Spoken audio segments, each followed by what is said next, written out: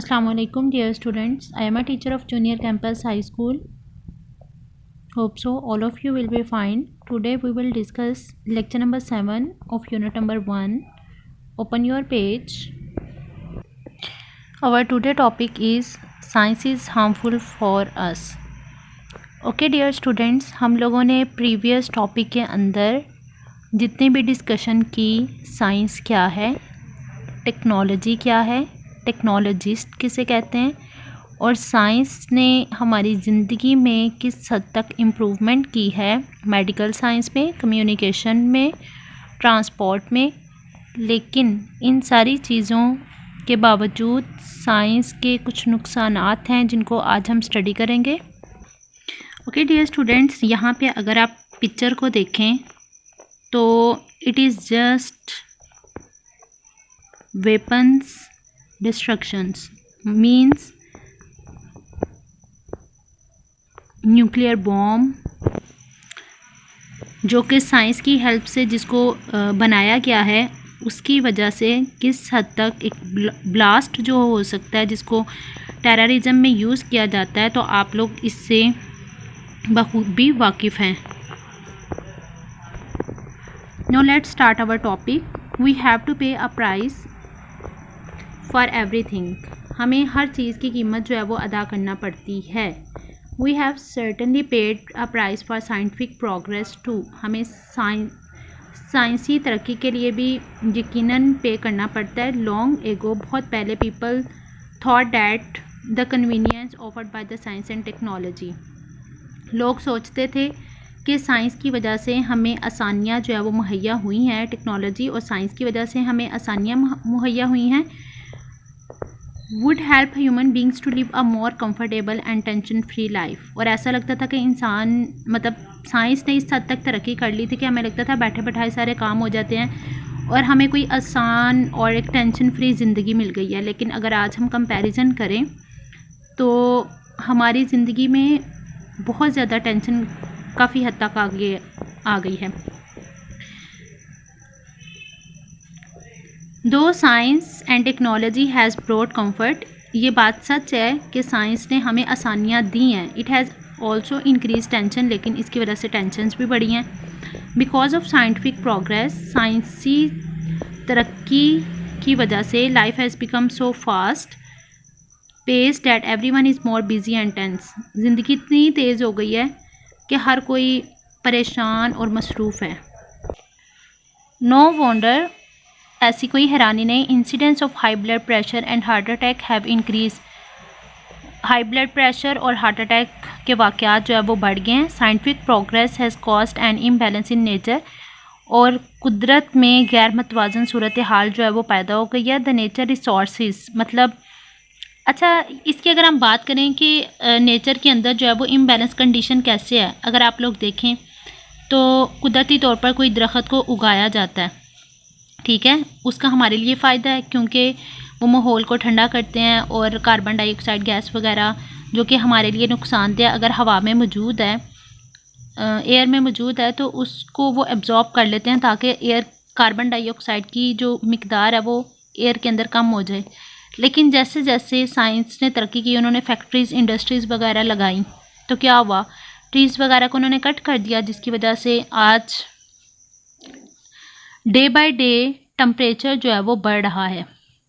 The natural resources in the world are getting more and more polluted. जो कुदरती ज़राए हैं वो ज़्यादा पोल्यूटेड हो रहे हैं। अब ये पोल्यूटेड कैसे हो रहे हैं? फॉर एग्ज़ाम्पल, आप सबको पता है कि घरों में डिटर्जेंट, सोप्स, पेंट्स, ये सारी चीज़ें यूज़ होती हैं ना, तो अगर इनके वाटर को पानी में बहा दिया जाए तो क्या सारा पानी गंदा नहीं होगा। इस केस में जो पानी में रहने वाले जानदार हैं उनको भी नुकसान होता है। This could have disasters consequences.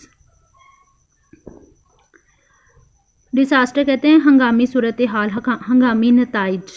This the weapons of the mass destruction created with the help of the science may wipe out the human race from the earth. मतलब अगर बहुत ज़्यादा हथियार जैसे बॉम्ब, उन हथियारों की तबाही, बॉम्ब ब्लास्ट, गन वगैरह यूज़ किए जा रहे हैं, तो साइंस की वजह से इनको ईजाद किया गया था।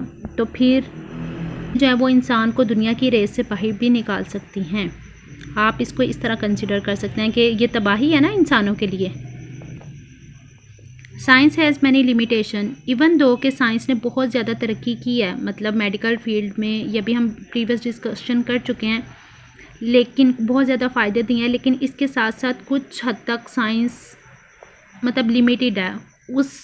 उन चीज़ों का साइंस के पास कोई भी सलूशन नहीं है, तो उसके बारे में हम देखते हैं कि साइंस की क्या लिमिटेशन है। Although science has provided as many benefit and explain the physical world around us, even के साइंस के बहुत ज़्यादा फ़ायदे हैं और इसने हमारी इर्द गिर्द मौजूद जो दुनियावी दुनिया है जिसको हम टच कर सकते हैं उसको समझने में मदद दी है। इट हैज़ मैनी लिमिटेशन, इसकी बहुत ज़्यादा हदूद भी हैं। For example it can inform us about natural disaster, यह हमें ये बता सकता है कि कोई हंगामी सूरत हाल हो सकती है। फॉर एग्ज़ाम्पल मौसम की पेशन गोई करते हैं, वो हमें बताते हैं ना कि तूफ़ान बारिश आ सकता है, या ज़लज़ले की हमें आगाही पहले दे दी जाती है कि दोबारा आने के चांसेस हैं, लेकिन इसके बारे में साइंस कुछ नहीं कर सकता कि वो इसको किस तरह रोके।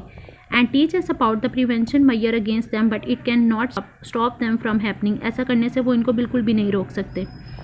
Science is still unable to explain the super nature, बहुत ज़्यादा यानी कि बेहतरीन सूरत हाल को बयान नहीं कर सकता। It has not been able to defeat, ये मौत को शिकस्त नहीं दे सकता, यानी कि जो चीज़ नेचुरल है जो आनी है वो आके ही रहती है। And also can not explain the secret behind the origin of life on the earth, और दुनिया में ज़िंदगी के बारे में जो हक़ाइक़ हैं उनके बारे में ये इसको एक्सप्लेन नहीं कर सकता। Branches of science, there are two main branches of natural science, physical science and biological science. Main branches कितनी हैं? 2, physical and biological. Physical science किसे कहते हैं? Physical science is the study of the physical world around you, हमारे इर्द गिर्द जितनी भी दुनिया अगर उसके बारे में आपने स्टडी करना है तो वो फिजिकल साइंस होगा।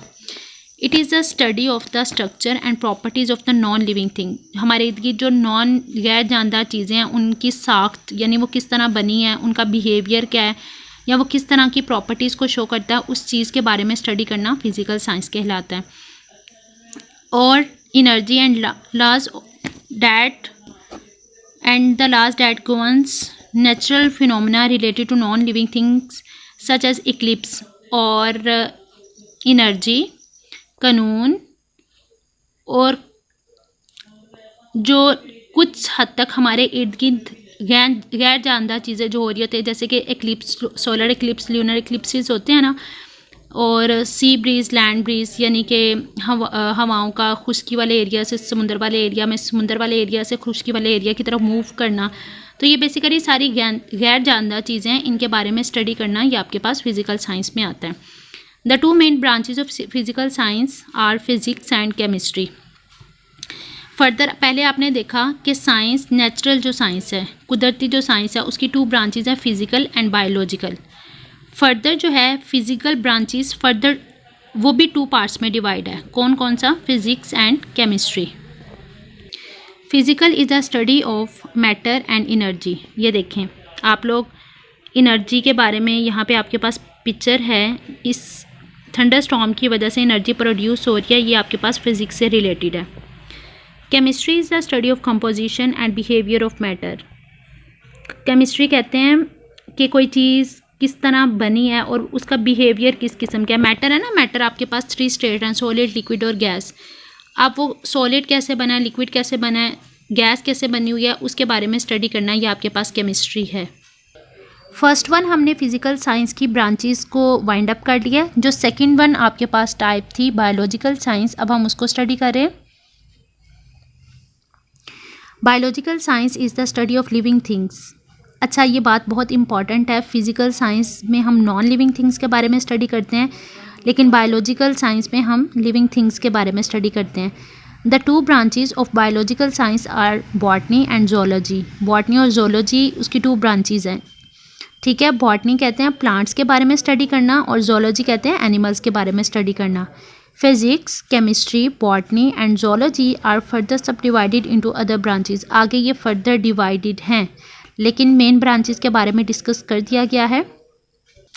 Now come to page number 14. How can you differentiate between limitations and harms of the science? List down some limitations of science. List down 3 advantages and 3 disadvantages of the science.